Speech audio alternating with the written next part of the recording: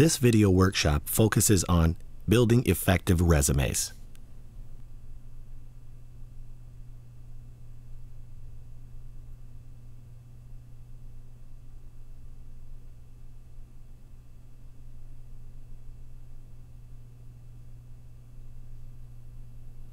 Resumes are much more than a simple list of your education and work experiences. It's very important. Your resume is an advertisement or a sales brochure. It's marketing a tool to sell a product.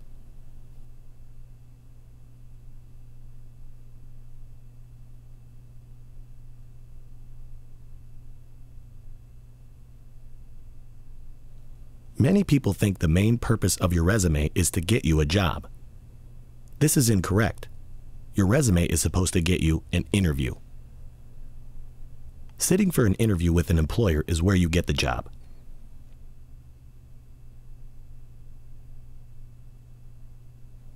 The resume is just a tool to get you invited to meet the employer.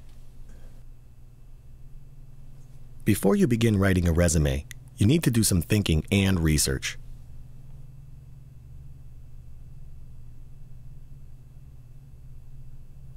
The first thing you need to do is focus on a specific job title or a posted position that you are interested in. The next thing you need to do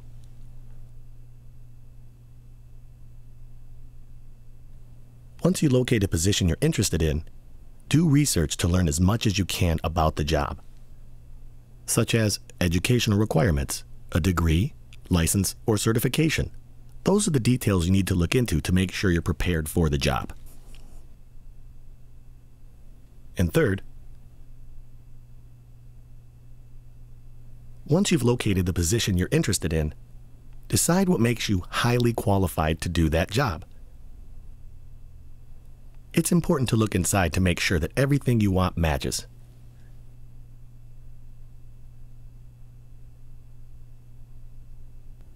Once the first three are complete, you're ready to create your resume.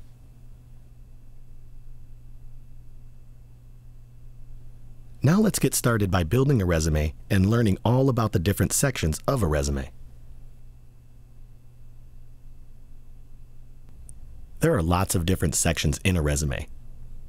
Some sections of information must be on every resume, while others are optional.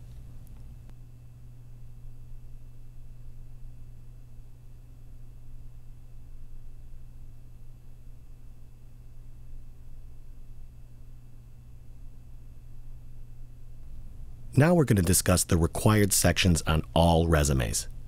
There are three categories. The first one is your contact information. Second, your employment history and your experience. Third, your education. Those three sections are always required on each resume. Now the other section, the optional section, is where you would include what we call the objective. Again, the objective is optional. Now I'm going to show you what a contact information list looks like.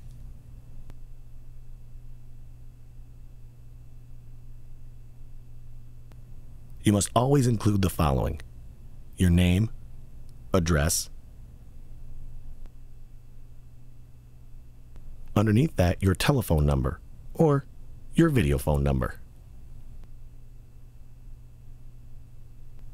And at the very end, your email address. Now, in the email address line, it's important not to have Crazy Sue put in there or any other silly names.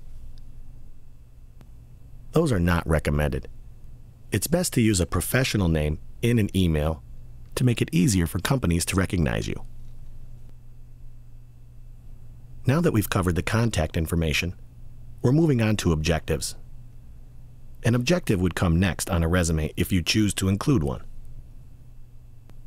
An objective is a brief statement describing in general the type of position you are seeking. They explain to the reader why you are sending them your resume.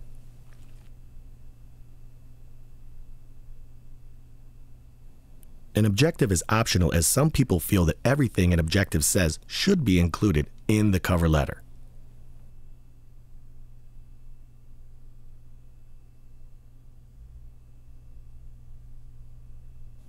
Here is an example of an objective. Suppose I'm a person seeking a position in retail, where outstanding customer service skills are needed, and I am a perfect match.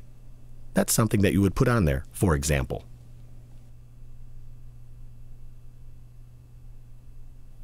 The next section required on all resumes lists your employment history or experiences if you have ever worked. You need to list the jobs in reverse chronological order, the most recent being first.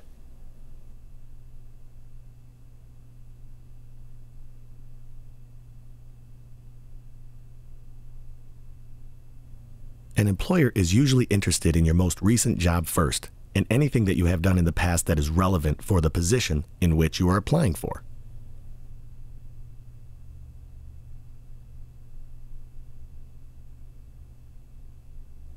You must match the qualifications. That's important. When listing your work history, it's important to follow a step-by-step instruction. You must list the employer's name, location, meaning city and state, and the dates of employment, as well as the position that you held, which is very important.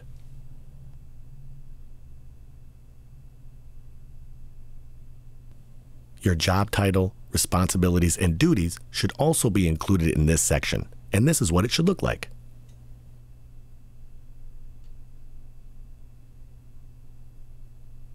Part of the employment history includes a description of responsibilities, duties, and accomplishments. When giving these descriptions, follow these guidelines.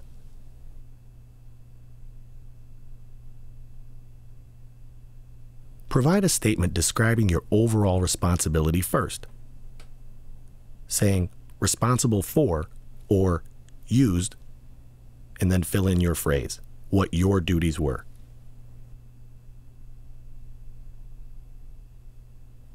Then make sure you explain what you did, how well you did it, and the volume or quantity and how often you dealt with it.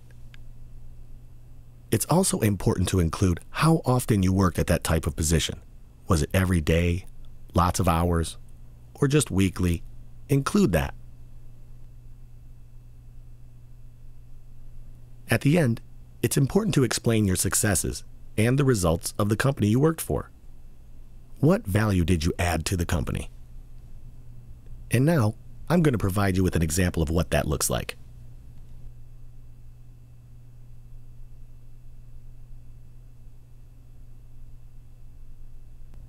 Used professional video phone etiquette to answer approximately 100 business-related calls per day.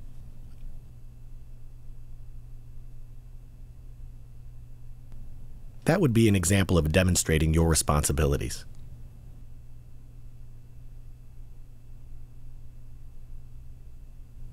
The next section of the resume lists your education and should follow these guidelines.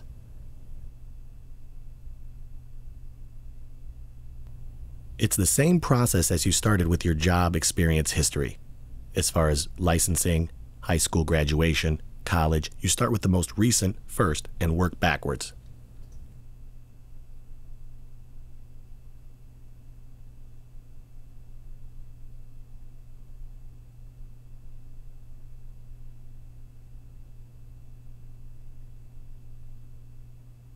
The last part of your resume is for you to list anything else that is relevant to the job you are applying for.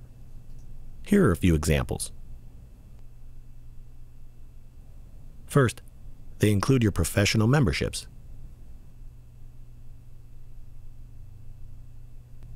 Which means, if you'd like to be an engineer by profession, you would be involved in professional organizations that relate to engineers. Or maybe you want to support the deaf community and you want to work within a deaf organization. You could get involved with NAD, the National Association of the Deaf. That's a membership that's affiliated to your profession or field of interest. Second, any volunteer experience that you may have that relates to the job.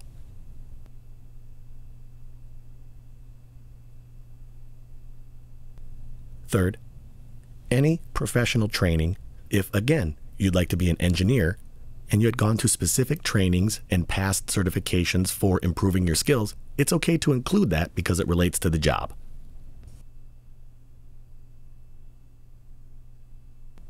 And the last one you see here, other relevant skills pertaining to the job you're looking for. Anything that you've done in the past, experiences or knowledge that you have pertaining to that job, go ahead and include that here. If you want your resume to be the best it can be, then you should follow these steps.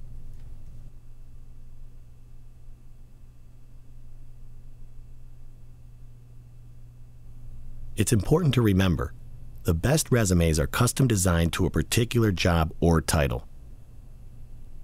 Don't use that same resume that's tailored for one position and send it to another.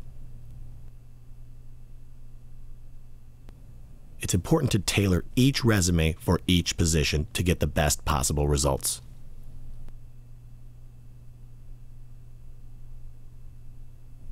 Include only relevant information for that job, not other jobs that are in different fields.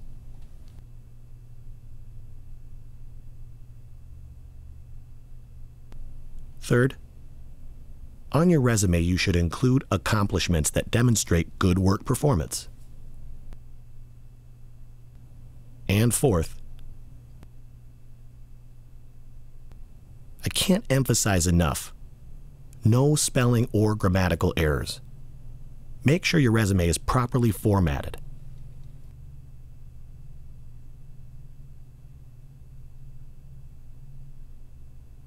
And last, here are the things you should not include on your resume.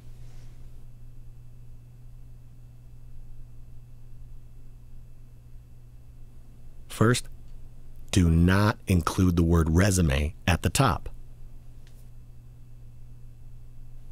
Second, putting salary information or desired earnings is not advisable. Third, the reasons you've left prior jobs, whether they be fired or laid off, do not include that.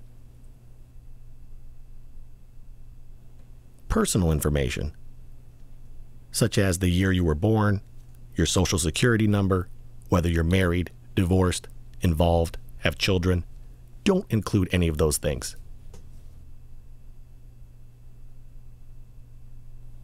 Names of past supervisors or references should not be included. References belong on a separate page. And that page should be entitled References. Your hobbies or interests, things you do in your leisure time, should not be included as well. And now, the last thing, lies. Never, ever lie on your resume.